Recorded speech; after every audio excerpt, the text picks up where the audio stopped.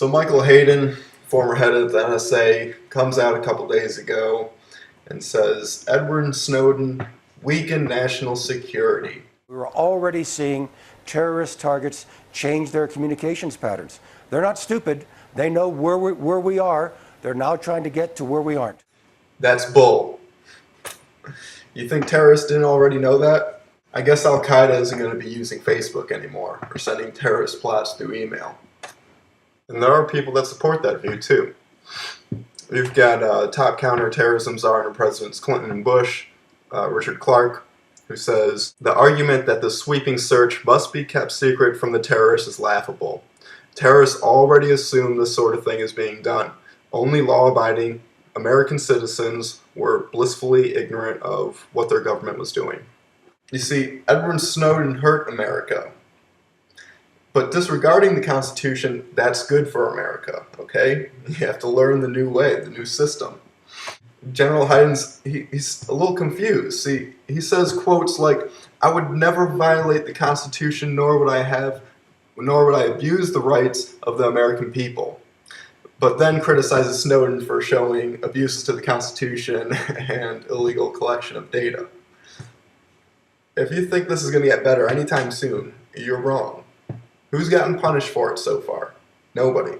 Except for Snowden. He's a terrorist now, you know?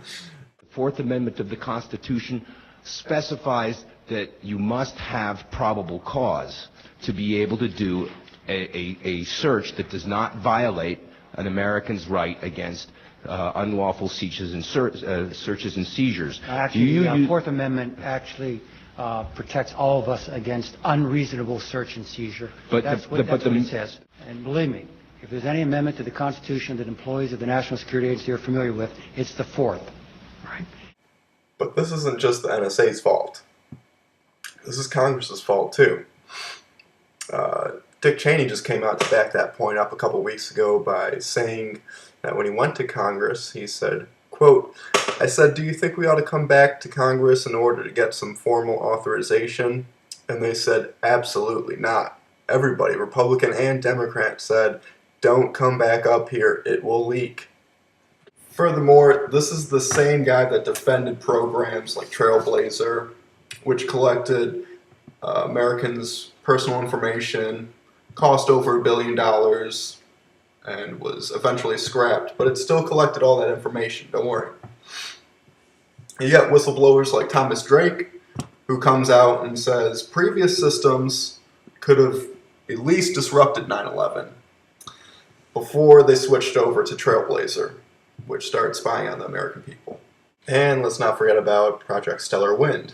After 9/11, they took one of the programs I had done, or the back end part of it, and started to use it to spy on everybody in this country. So that was a program they created called Stellar Wind. Unfortunately, they took those programs that I built and turned them on you, and I'm sorry for that. I didn't intend that, but they did that.